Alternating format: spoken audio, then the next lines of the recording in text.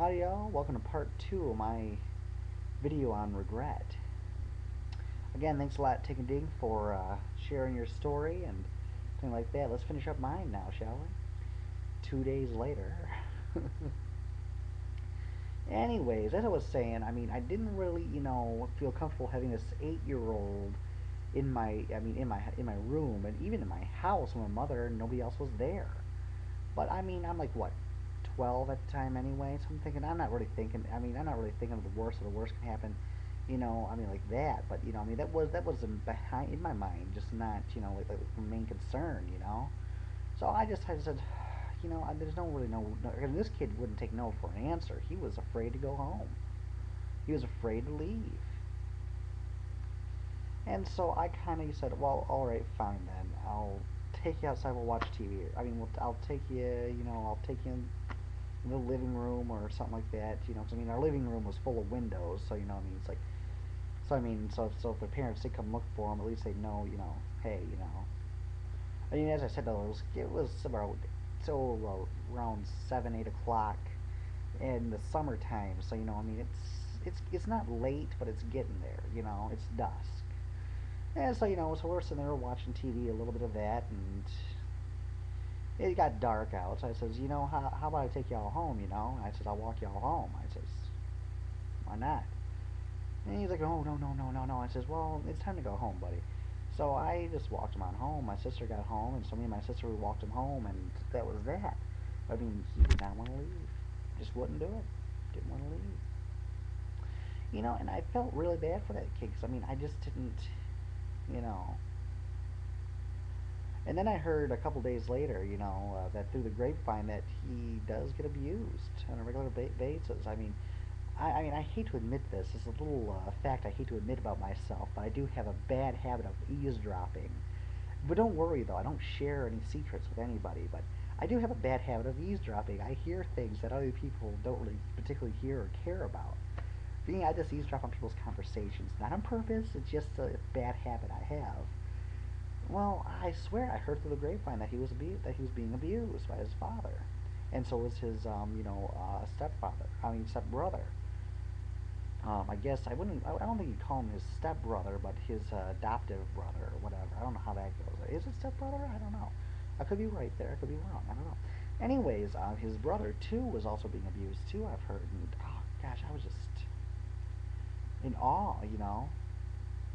Well, I wanted to tell my mother, but I knew what she would say. Mind your own business. It can't be true. Da da da da da. Because my mother, although it's reported by law, I don't think that, of course I think that she cares.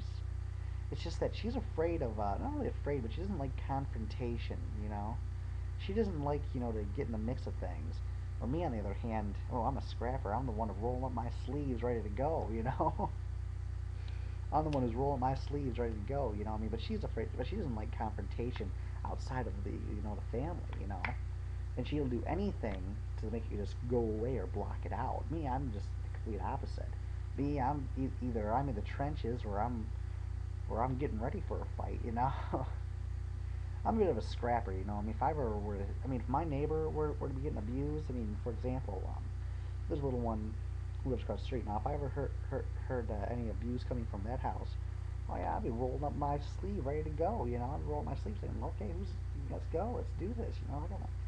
I've always been a little bit of a scrap when it comes down to that. Although it's for a good cause, it can get you in trouble. I understand that, but I don't care, in my opinion, because what needs to be done is tougher laws protecting children. That means the worst of the worst. If the death penalty be it, so be it. That's just how I see things. Because if it were up to me, I make a bold statement. I made a bold statement in my class. If it were up to me, because do you know how many children are abused each year? 3 million, and that's just about what's reported a year. It's actually statistics show that it might be 3 times more, and that's 9 million children being abused each and every single year. That is a ridiculous number. It really is. And there's over 100 children that die each year because of abuse. and because of child abuse and neglect of any kind. And that number is steadily rising too. These numbers are not going down, they're going up. And that is ridiculous. To me, anyway. In my career, I've only faced abuse and neglect 3 times. And that's lucky for me. I mean, out of 7 years, 3 out of the 7 years I've been working with children, I've only encountered abuse, neglect 3 times. Thank God. But I fear though. I mean, the biggest fear I have, I guess I do have a fear, I guess, is that I will come up with it again. I will. It will stare me in the face again. I will have to take care of it, or somebody else will, and I'll have to hear the story. I mean, what scares me about it is I'm not afraid for the child. I'm afraid of what I'm going to do to that person. No, actually, I am. I actually am afraid for the child. Really, I really am.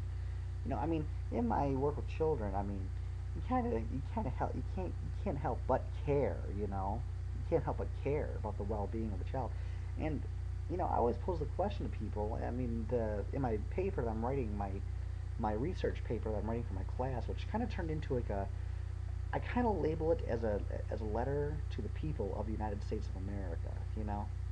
The United States, a letter to the United States, or you can label it as your letter to your home country if you're not American. Anyways, basically I label it. I basically it's I call my cover page is going to say um, my letter to the United States of America, saying it's basically a research paper along with a little twist, my own little twist. See, I can't just stick to a boring research paper. I gotta make it a little bit interesting and put statistics in my own words. I'm very good at doing that, at putting quotations in my own words, my own. I mean, it's dangerous because I easily get mistaken for copyright. But I make sure it's in my own words because I don't like how these people say it. These doctors and stuff. I wouldn't use words like that. It's got to be in my words or it's not my paper. I can't have a bunch of statistics that aren't that I mean I might have done the research, but it's not my words. So I gotta put my words. So I kind of turned it so to do that I kind of twist the statistics like saying a message to the people of the United States, saying over 3 million children die a year, and even more, and it's estimated 3 times. There's 3 times more. There's 3 times more unreported child abuse cases. That's 9 million cases a year of suspected cases a year. That is a ridiculous number. It is up to us, the adults, the teachers, the caregivers, and concerned parents, teachers, concerned citizens, and such things like that, to take a stand on abuse of all kinds, whether that be emotional, sexual, or physical. So I mean, I really do take a stand on this on like more levels. So I'm trying to redeem myself by informing people. I'm trying to redeem myself, and I would actually a friend of mine actually says I should probably get into mentoring. I says that wouldn't be a bad idea. I mean, it's volunteer work. It'll boost my resume, and I think that'll do a world of one. I think that'll do a world of good. I think it would be. I think it'll be pretty cool to do that. Although I mean, it's for not for the right. It's for a good cause, but I just wish it wouldn't have to be didn't have to be done. You know what I mean? And so I'm thinking about doing that to redeem myself. But really, I mean, I really can't. I mean, some people say I can't really blame myself because I wasn't trained to know what to look for and such things like that. But then again, if I didn't listen to my mother and I did say something to somebody, well, I mean, I never really did tell her though. I mean, I just knew what she was gonna say. Don't worry about it. It's none of your business.